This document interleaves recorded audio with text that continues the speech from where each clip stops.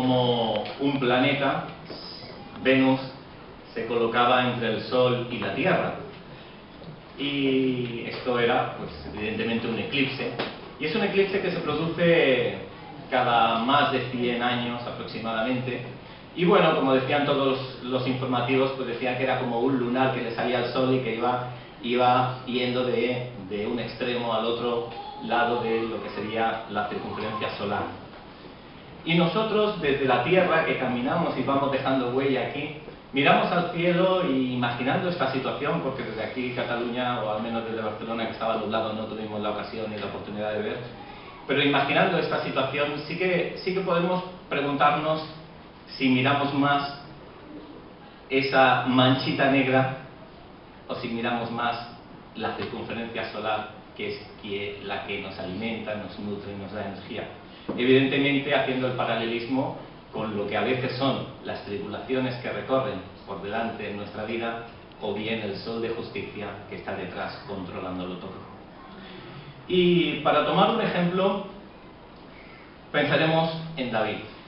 David, os voy a llevar a un texto, el cual, no voy a decir algo que sea muy usual, el cual no será la plataforma de nuestra predicación, que es 1 Samuel 24. Lo digo así porque luego nos centraremos en un texto que será el que sí que será la plataforma de nuestra predicación. 1 Samuel 24. Pero para introducir sobre el tema, aquí simplemente veremos un ejemplo, una circunstancia en la vida de David. David, pues, fue un hombre en el cual se detalla muy bien en la Biblia, pues, muchos de los aspectos de su vida, evidentemente, pues, su nacimiento, luego cómo fue de alguna manera no reconocido por su padre Isaí, cómo fue ungido para un día ser rey, cómo era pastor de ovejas, cómo luchó contra un filisteo Goliat y lo venció, cómo venció a otros muchos filisteos, finalmente pues fue puesto rey sobre Hebrón durante 7 años y con su sede en Jerusalén durante 33 años más, cómo ayudó a trasladar el arca del pacto, sus triunfos sobre los enemigos, el pecado que hubo de adulterio, de sangre, la restauración de su vida, cómo ya avanzada su vida, como Dios le dice que un día pues será construido el templo a través de su hijo Salomón, cómo Absalón, otro hijo, viene y le usurpa el reino, cómo tiene que salir, cómo después muere Absalón de forma trágica y vuelve a recuperar el reino, y después de toda una vida de idas y venidas, al final, en las últimas palabras de David, en 2 de Samuel, otro texto, 23:5, dice: no es así mi casa con Dios, es decir, justa. Dice: sin embargo, Él ha hecho conmigo pacto eterno. Vemos que el hombre camina, traza su trayectoria bajo sus pies, pero aquí hay un segundo camino, el camino que traza el corazón delante de Dios. Hay un camino natural que es lo que hacemos, lo que no hacemos, donde vivimos, pero hay un camino espiritual. Y dentro de este camino del primero, del natural, vemos una de las circunstancias, para luego hablar en más profundidad del camino espiritual que recorrió David. Como os decía al comienzo, había un texto, 1 Samuel 24:1, que nos servirá como ejemplo para ver una de las situaciones en las que se encuentra David. Dice así la palabra de Dios: cuando Saúl volvió de perseguir a los filisteos, le dieron aviso diciendo: he aquí, David está en el desierto de Engadi. Y tomando Saúl 3000 hombres escogidos de todo Israel, fue en busca de David y de sus hombres, por las cumbres de los peñascos de las cabras monteses. Y cuando llegó a un redil de ovejas en el camino donde había una cueva, entró Saúl para cubrir sus pies, y David y sus hombres estaban sentados en los rincones de la cueva. Entonces los hombres de David le dijeron: he aquí el día de que te dijo el Señor: he aquí que entrego a tu enemigo en tu mano, y harás con él como te pareciere. Y se levantó David y calladamente cortó la orilla del manto de Saúl. Es decir, Saúl tomó a 3000 hombres, el rey de Israel, hombre diestro en batalla, lo tenía absolutamente todo, pero estaba enfocado en eliminar a un pobre hombre que recorría los montes escondiéndose. En esta situación, como bien conocéis, se esconde en la cueva, corta el borde de la orilla del manto de Saúl, pero no lo mata porque evidentemente pues, no se atreve a levantar el brazo contra el ungido de Dios. Pero luego en 1 Samuel 24:14, cuando ya tiene una conversación David con Saúl, le llega a decir: ¿tras quién ha salido el rey de Israel? ¿A quién persigues? ¿A un perro muerto? ¿A una pulga? Y a veces nosotros en nuestra vida nos podemos sentir que las circunstancias de la vida nos llevan a ese punto de sentirse como un perro ni siquiera vivo, sino muerto, como una pulga, algo insignificante, que va de aquí para allá, casi sin ningún sentido, esperando a ir sorteando los peligros de la vida hasta que al final alguno te acecha y se acaba ese camino.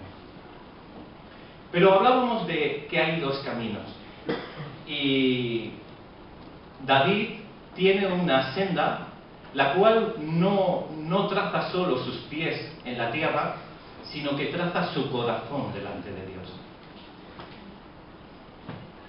La descripción que el Señor da de David cuando ya está entrado las últimas palabras de él, dice: hijo de Isaí, levantado en alto, ungido de Dios de Jacob, dulce cantor de Israel. Esa es la perspectiva que Dios tiene. Y la frase aquella que recorre siempre la palabra, que es que David era conforme al corazón de Dios. Un hombre que había hecho tantas cosas, algunas muy buenas y otras no tanto, pero era conforme al corazón de Dios. Realmente nosotros nos encontramos en una vida con muchas necesidades. Incluso los psicólogos se han atrevido a escribir toda una escalera, una pirámide, concretamente la pirámide de Maslow, que indica qué necesidades tenemos nosotros como hombres. El primer escalón, que sería el necesario fisiológicamente, que respiremos, que nos alimentemos. El segundo, cuando esto lo tenemos cubierto, necesitamos una seguridad física, una seguridad de empleo, una seguridad de recursos, de propiedad privada. Después, cuando esto lo tenemos cubierto, no estamos satisfechos porque necesitamos una afiliación, tener amistad, tener amigos, tener una familia. Cuando esto lo tenemos satisfecho, necesitamos un reconocimiento, diría Maslow. Necesitamos una confianza, un respeto, un éxito profesional. Y si todo esto lo tenemos cubierto, pues dice que en general el hombre necesita una autorrealización, es decir, pues una moralidad clara, que sea creativo, etcétera, etcétera. Maslow, pues, extiende todas las necesidades del hombre, pero no puede extender cuáles son sus soluciones. ¿Quién va a dar solución a todo esto? No puede ser.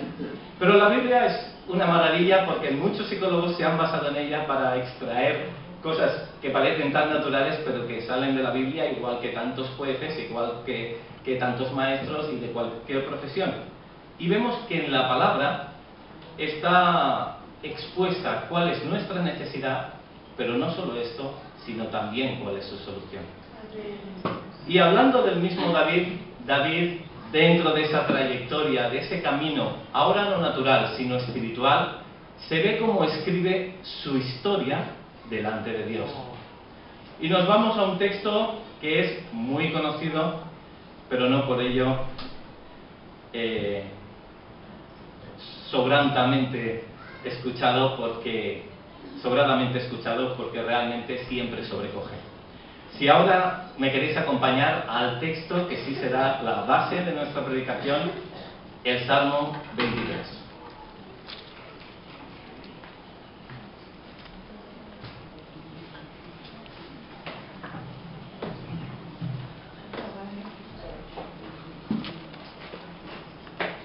Seguramente que lo encontraremos con facilidad porque a él acudimos bastante a menudo. El Salmo 23. Y ahora, pues sí, vamos a hacer una lectura y luego vamos a ver algunos de los versículos que detallan. Dice así la palabra de Dios: el Señor es mi pastor, nada me faltará. En lugares de delicados pastos me hará descansar, junto a agua de reposos me pastoreará. Confortará mi alma, me guiará por sendas de justicia, por amor de su nombre.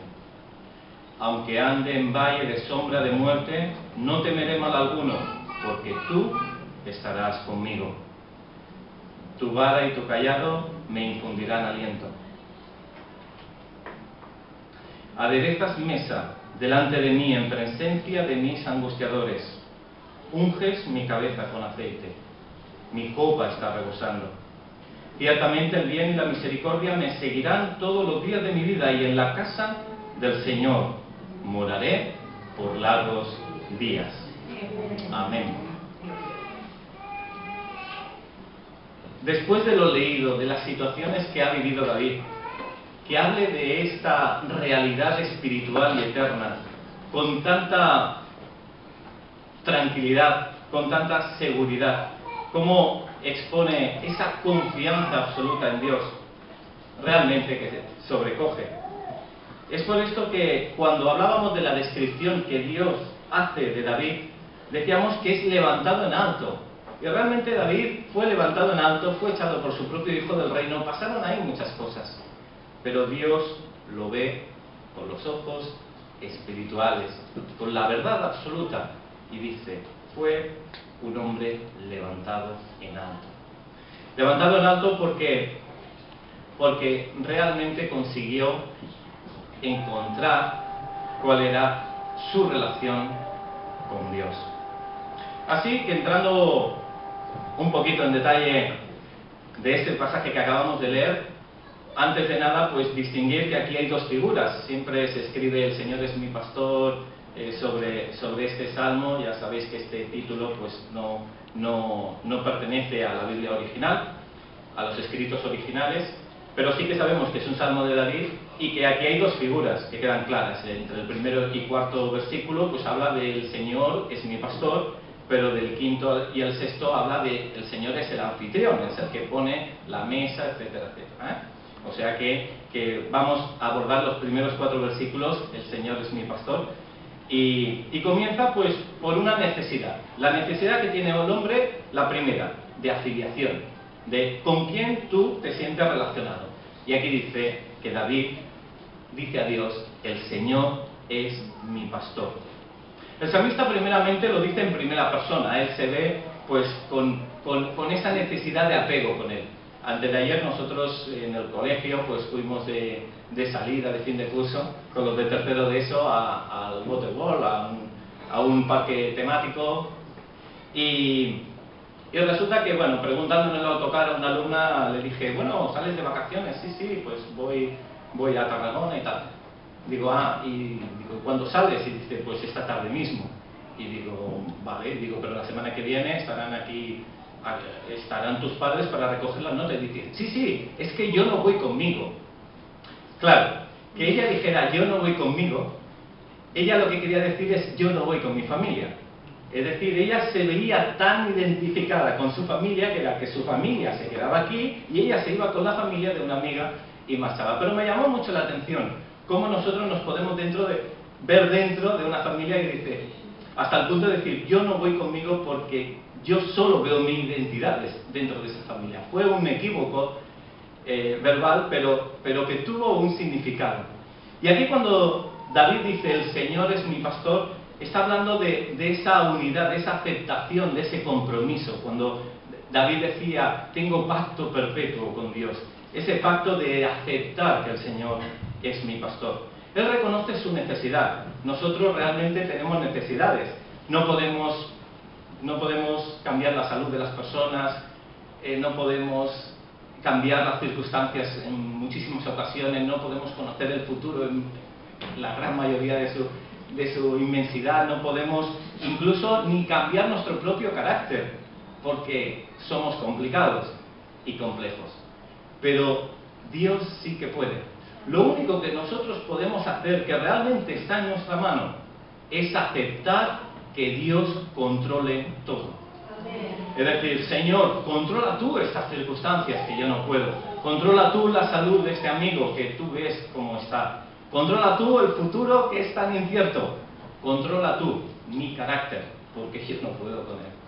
Tú me has formado, hazme de nuevo, quita las asperezas, transfórmame. Y David pues toma el pacto y dice, el Señor, acepta al Señor en mi pastor. Era curioso como antes veíamos en Saúl que estaba buscando a David entre las cabras monteses, hemos leído en el texto, dice, pero tuvo que buscar una cueva y dice, y entre el redil de ovejas encontró una cueva. Y es simbólico también, cómo David estaba entre esas ovejas y no entre esas cabras monteses buscando su propia autonomía. David reconoce esa necesidad. Y es que dice la palabra de Dios que Jesús conoce a sus ovejas. Las conoce por su voz, conoce una a una. En una ocasión pude hablar con el tío natural de mi esposa, Alicia, y me comentaba que cuando era jovencito, pues él era pastor de ovejas. Y todavía se acuerda, como si lo viviera ayer, de ese trato con las ovejas. Y me decía, pero había un hombre allí que tenía 500 ovejas y conocía el nombre de cada una. Sabía las que estaban a punto de parir, sabía la edad que tenía la otra, sabía cómo tratar a aquella, cómo a veces tienen que quebrarle las patas pues para que crezcan bien. Cada una 500. Estaba sorprendido de ese cuidado. Imaginad del Señor, el cuidado que tiene de cada uno de nosotros en la necesidad que tenemos. Nunca pensemos, porque el enemigo es diestro a pensar que Dios no está, que Dios no se preocupa, que a Dios no le interesa, que Dios parece que no vea nuestra aflicción. Dios está cerca, Él está aquí, Él está en tu situación, Él quiere ayudarte. Tan solo abre tu corazón y descansemos. Descansemos porque Dios tiene el absoluto control.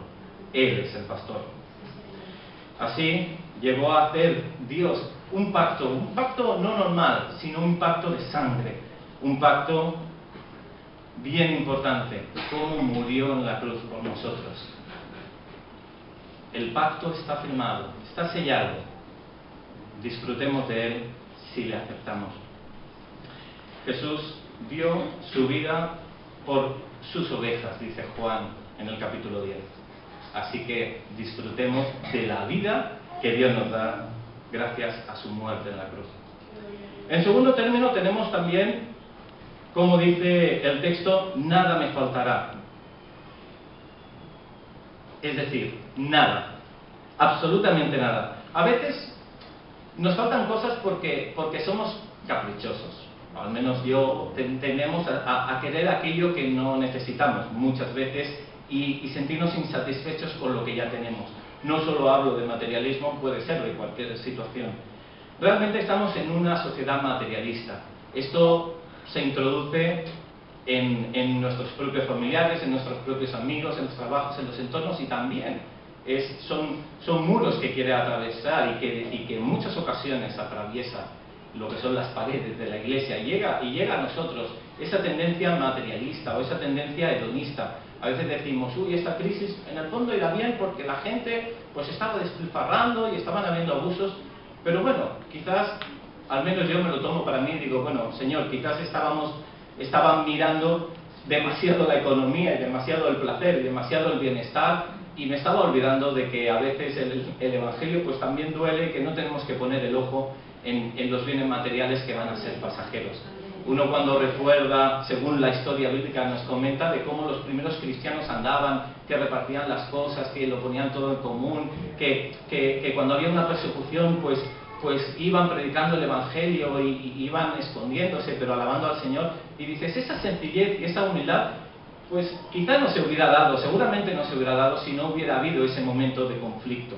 Por tanto, es bueno y necesario a veces que tengamos también situaciones de este tipo y que tomemos cualquier situación para bien, y esta también en este sentido. Habían hombres como Sócrates que, por ejemplo, cuando se paseaba por los mercados decía, me encanta ver tantas cosas creadas que yo no necesito. Y realmente hay muchas cosas que no necesitamos, pero Dios sabe qué es lo que necesitamos. y Él da a cada uno lo que necesita. En Hebreos 13:5 dice la palabra de Dios: sean vuestras costumbres sin avaricia, contentos con lo que tenéis ahora, porque Él dijo: no te desampararé ni te dejaré, de manera que podemos decir confiadamente: el Señor es mi ayudador. Así disfrutemos de esa provisión de Dios, que es una necesidad, pero que Dios tiene el cuidado de todo. También se nos habla de la necesidad de descanso. Dice la palabra de Dios en el texto que hemos leído, que en lugares de delicados pastos me hará descansar. Y es que resulta que las ovejas tienen muchas cualidades, pero no son muy astutas. Si imaginamos una montaña donde hay un desnivel y hay, por ejemplo, pues un prado, y después de este prado hay un precipicio, y el pastor está en la montaña, pero en este prado limitado hay una oveja, y después el precipicio donde puede caer, el pastor no puede bajar a recoger la oveja, porque la oveja generalmente se pone nerviosa y tiende a escapar y podría caer por el precipicio. ¿Qué puede hacer entonces el pastor? El pastor lo que habitualmente hace es dejarla. Y la oveja va deambulando por la zona hasta que se cansa. Cuando se cansa y se queda dormida, el pastor baja y la recoge y la estrecha sobre su pecho. No nos habla esto, al menos de mí me habla, de que a veces, si estoy en una situación, Dios deja que yo me estrelle contra muchas paredes, me canse, me agote, mire cómo arreglar esto, mire cómo arreglar... Y cuando diga ya, no puedo más, tiro la toalla, me echo a dormir. Es cuando es la mano del Señor que te recoge y te estrecha sobre el pecho. Pues así es Dios con nosotros. Y ese descanso que no solo es físico, sino anímico, y ese descanso que es espiritual, es el que Dios nos ofrece. También nos habla de guía. Dice: me guiará por sendas de justicia. Y lo dice con identidad propia, es decir, por amor a su nombre. Es decir, tú y yo somos cristianos, tenemos el nombre de Cristo en nuestro corazón. Y Él guarda su nombre y a nosotros nos guarda por guardar también su nombre. Realmente nosotros vamos y andamos por este camino tortuoso. Hablábamos de David también, cómo se movía de aquí para allá, pero Dios era quien le guiaba. Y así Jesús lo dijo diciendo: separados de mí, nada podéis hacer. Él nos guía, pero debemos estar atentos a la voz de Jesús. En el Salmo 139, 24, mismo David dice: guíame en el camino eterno. Y esta debe ser nuestra ilusión, nuestro enfoque. No solo ser guiados en el día a día, sino de un camino eterno. No solo los pasos que pisan nuestros pies, sino hacia dónde va nuestro corazón, porque realmente ese es el camino eterno que tenemos delante. También se nos habla de protección. Dice la necesidad de protección, dice la palabra: aunque ande en valle de sombra de muerte, no temeré mal alguno. Aquí ya se habla de sombra de muerte, ni siquiera de muerte, es decir, que muchas veces son las apariencias. Es como aquel que unos ladrones ataron en un árbol y dijeron, y en la oscuridad lo ataron fuerte, colgado de una rama de un árbol, y quedó suspendido en el vacío, y dijeron: no te muevas porque estás en un precipicio, si caes, ahí te pierdes, ahí te matas. Y los ladrones se marcharon. Cuando aclaró el día por la mañana, se dio cuenta que estaba a 20 centímetros del suelo. Era simplemente el temor y la oscuridad que le hizo agarrarse. Y a veces nuestro temor hace que nos bloqueemos. Y temor es lógico, porque Jesús cuántas veces nos dice en la palabra de Dios: no temas. Es natural a nosotros que temamos, pero no hasta el punto de cambiar lo que debemos hacer según la palabra de Dios. El temor. Hay una curiosidad con las ovejas también, que es que resulta que les falta algo que tienen todos los otros animales. Todos los animales, sea un insecto, un perro, un gato, el caballo, el animal que busquemos y que pensemos, todos tienen mecanismos de defensa, tienen algunos elementos, sean las garras, sean los dientes, pero la oveja no tiene cómo defenderse. una oveja en una montaña sola es devorada, seguro, porque no tiene cómo defenderse. Y así dice la palabra de Dios, Él es el pastor, Él nos da protección, aunque andemos en valle de sombra de muerte, no debemos temer mal alguno. Realmente, y aquí viene la clave de lo que quería compartir, realmente dice la palabra que no temeré mal alguno porque tú estarás conmigo. Y realmente lo que importa es su presencia. Si no tienes a Jesucristo en tu corazón, si no tienes esa presencia, si conoces a Dios de oídas, pide a Dios que se revele a tu corazón. Que quieres tener una relación personal con Él. Que tú veas cuál es el estado de tu alma en ese momento. Que puedas abrazarle, que puedas conocerle, que puedas saber cuál es su plan y su propósito para ti. Porque es un plan y propósito perfecto. Conócelo. Y si ya lo conocemos, reconozcamos que lo tenemos y que lo importante es su presencia. La presencia de Dios es lo más importante. Amén. Resulta que Moisés, conocéis la historia, cuando estaba también de pastor, con ovejas, quemaba una zarza y se acercó, y lo curioso es que no se consumía la zarza, se acercó, Dios le habló desde la zarza, ve a Faraón, libera a tu pueblo. Y él comenzó a dar excusas, soy torpe de palabra, soy una excusa detrás de otra, ¿por qué no otro? Pero hubo un momento que Moisés le dijo, entonces Moisés respondió a Dios, ¿quién soy yo para que vaya Faraón y saque de Egipto a los hijos de Israel? Y Dios respondió justo aquello que le hizo cambiar el chip y dijo, vale, bueno. Le dijo Dios, ve porque yo estaré contigo. Cuando la presencia de Dios está, hay victoria segura. Aunque no entendamos, o aunque entendamos. Si no entendemos, para humildad. Si entendemos, para humildad. Dios es quien lo hace todo. Y realmente el ir con Dios bendice y prospera. Por ejemplo, conocemos de la historia de José, que el Señor estaba con José, y dice la palabra, y fue prosperado, como una consecuencia directa de la presencia de Dios. Incluso es visible cuando hay presencia de Dios. Saúl dice que viendo a David, decía, viendo y considerando que el Señor estaba con David, la presencia de Dios se nota. Busquemos de esa presencia porque realmente está prometida para nosotros. Jesús ya resucitado dijo, yo estoy con vosotros hasta el fin del mundo. Así aceptemos y abracemos la presencia de Dios, porque esa es la clave del éxito en el camino espiritual. También otra necesidad, se nos habla de aliento, cuando dice tu vara y tu callado me infundirán aliento, como Dios es el que enseña, el que muestra, el que consuela, el que da corrección. Y en la segunda figura, para ir ya aligerando, en la segunda figura tenemos esa figura del anfitrión. Cuando habla ya en los versículos 5 y 6, dice, adereza mesa delante de mí en presencia de mis angustiadores. La figura cambia, ya no es ese pastor que se relaciona con las ovejas, ya no hay ese trato simplemente como el animal, sino que Dios nos ha dignificado, también tratándonos como personas. En el momento que es un anfitrión, se ve aquí en la figura un anfitrión que monta una casa, que abre las puertas de su casa, que monta una mesa preparada y dice, adereza mesa delante de mí en presencia de los angustiadores.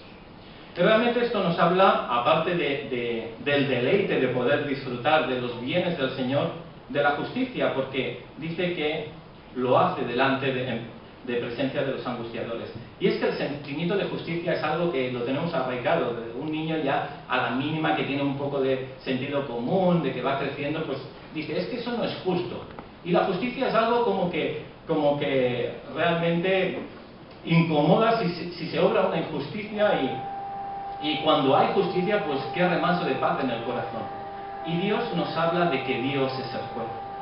Él es el que tiene ese sentimiento de justicia hacia nosotros y juzga con juicio justo. Él es el que realmente va a llevar todas las situaciones de tal manera que va a haber recompensa perfecta y adecuada para cada uno.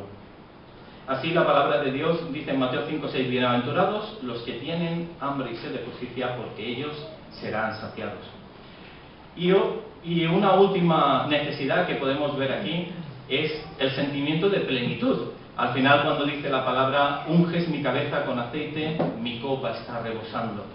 ¿Cómo se llena? Aquí este aceite no nos habla tanto de ese sacerdocio, de la unción del sacerdocio, cómo se utilizaba aceite, sino que en el antiguo Oriente era normal, era habitual que cuando venía un invitado, para ser cortés con él, pues se le daba unos aceites que eran finos, selectos, para que ungiera la frente, básicamente, un poquito el rostro, pues para que tuviera cierto brillo y fuera pues más agradable a la vista, pues también para que conservara mejor la piel, para que fuera aromático, y era un símbolo, un signo de hospitalidad, de amabilidad. Y realmente nosotros vemos como Dios con nosotros nos unge con ese aceite que realmente nos da esa sensación de frescura, esa sensación aromática delante de Dios, esa sensación de comunión delante de Dios, esa sensación de relación amable con el verdadero Dios. Dos acompañantes, dice la palabra, que siempre nos van a estar con nosotros. Ciertamente el bien y la misericordia me seguirán todos los días de mi vida, y en la casa del Señor moraré por largos días. Aquí sí que hay un aspecto sacerdotal. Antiguamente los sumerios, después de crear el templo de sus dioses, creaban unas figuras de barro para representarse a sí mismos y los ponían dentro del templo, y así quedaba la imagen como que